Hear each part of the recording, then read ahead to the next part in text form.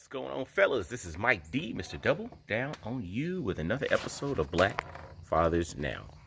Now check this out, fellas, man. I'm gonna tell y'all, this past week I learned two lessons. I learned two lessons, and those two lessons were taught to me by my 9-year-old daughter Morgan and my 7-year-old son Maxwell. Two lessons that were taught by my 9 and my 7-year-old. And it's interesting. The other night, I was talking to Morgan. We always sit down and talk, both of the kids, before bed. And, she was asking about the business. She was asking about, what's going on with everything. Like, literally, she's like a little business consultant. And one of the things that she mentioned was, she said, Daddy, you just got to sell more, and you got to stop doing so much. You just got to, just what you have now, just sell what you have now and push that. Like, you just have to do that. And what my 9-year-old taught me, or what my 9-year-old told me, was the power of, one, or the importance of sales and marketing. But then two, simplification. She was like, stop doing so much. Just use what you have, sell what you have, and put it out there, right? Interesting. Again, my little 9-year-old business consultant. And it's funny because my little 7-year-old, he's not one that is, he goes into very deep thought and tries to find connections and all of that. He's not that one. Like, we say that we have one kid that is off the charts when it comes to IQ. That's Morgan. That's the one that gave me the business advice.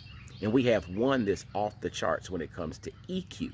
So he's the one that can feel a room and understand when he needs to come in and hug everybody. Or he's the one that he recognizes when things are a little interesting. He wants to tell a joke. He tries to really change the temperature of a room because his EQ or his emotional intelligence is off the charts, right? But what was interesting this morning, I was in the kitchen doing some work, trying to get some stuff done before everybody woke up. But, he's a early riser like me. And he was asking me, he said, Daddy, what are you working on the computer? And I was telling him, but I was just like, yeah, just getting a little stuff done here or there. And then he commenced to saying, well, Daddy, let me show you something. So we had this little hand massager thing. And he said, Daddy, I can make shapes out of that. And so, again, he's like a creative guy. So he took a rubber band and wrapped it around and made some shapes out of it. And I was like, cool, that's pretty neat. And he said, Daddy, I can also make a boat out of a napkin. I was like, wow, okay, well, let me see the boat out of the napkin.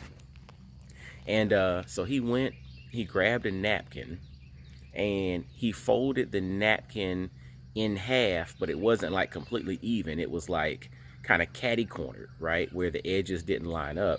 And he said, look, see the boat. And I was like, dude, you just took a piece of a napkin, folded it in half, and you're calling it a boat. He was like, it is a boat, look at it. And then as he pulled it away from me and I looked at it, I was like, dude, I can see the boat. It's kind of interesting. See, I was expecting him to do like some kind of origami where he folded the napkin up in 20 different ways and it came out to look like this. But all he did was take the napkin, fold it in half, and say, hey, Daddy, look, you see, this is the back part of it. And he was describing the different parts. So the lessons that I learned this week from my 9 and my 6-year-old, I better not call him 6 in public, but my 9 and my 7-year-old, the lessons that I learned was that I need to simplify. And again, it's interesting. When you think about lessons, there are lessons everywhere. You have teachers everywhere. You have, the world is your classroom, and every interaction you have with somebody is an interaction with a potential professor. And mine came earlier this week with my 9-year-old professor, and this morning with my 7-year-old professor. And the lesson, or the lesson that was on the syllabus for this week was simplify. Don't overcomplicate it.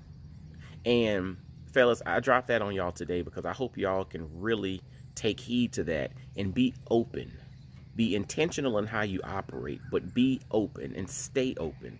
Because if you're open, every time you interact with someone, every situation, every circumstance, good, bad, ugly, or indifferent, can serve as a lesson that can help carry or propel you forward. And my lessons came this week in a 9-year-old and a 7-year-old package, and but it's going to help propel me forward. And the message for this week is simplification. Simplify.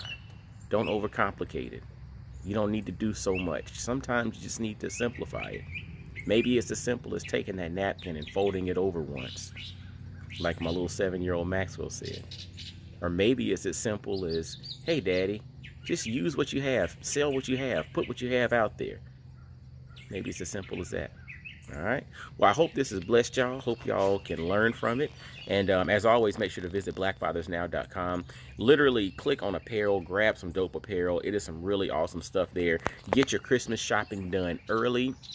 You know, as the rush comes, that causes delays, and we want everybody to get their stuff in before the holidays. So yeah, we're talking about it now, but the reality is you're gonna blink and it's gonna be the end of the year. So make sure to visit blackfathersnow.com, hit apparel, or go to blackfamilyapparel.com directly and grab some dope apparel.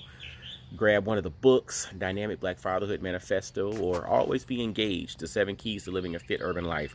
Both of those are available on Amazon, and you can get to the link from the website, blackfathersnow.com. But fellas, ladies listening to, and everybody else out there, y'all be blessed, well, and wise, and I'll holla at you. Peace.